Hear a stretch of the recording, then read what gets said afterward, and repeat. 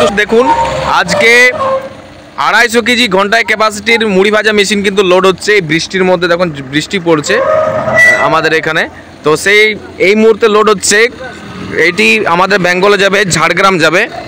দেখাবো 250 কেজির machine load হচ্ছে, একের পর এক প্রত্যেকটা মেশিন কিন্তু আমাদের বেরিয়ে যাচ্ছে।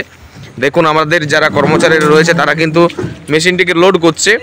আর এই মেশিনটি যিনি নিচ্ছে তিনি এই মেশিনে যে শুধু মুড়ি ভাজবে সেটা না, এই মেশিনে ছোলা, মটর, ভুট্টা, রাজগিরা, পাক্কা, লেস, কুরকুরে মানে অনেক কিছু ধরনের তিনি ব্যবসা করবে, যে শুধুমাত্র মুড়ি ভাজবে সেটা না।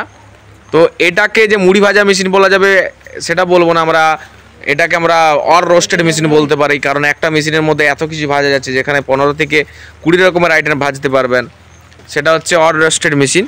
দেখুন এটা কিন্তু মোটর যা যা লাগবে সমস্ত কিছু দিয়ে দেওয়া হয়েছে, এবং এর সাথে আমাদের মিস্ত্রিও যাবে। মিস্ত্রি গিয়ে মেশিন বসাবে, মুড়ি ভাজবে, দেখাবে, শেখাবে।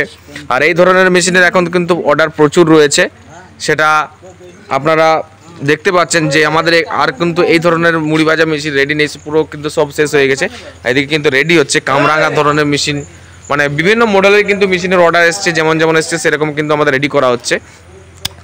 আর এটার সাথে মোটর থাকছে,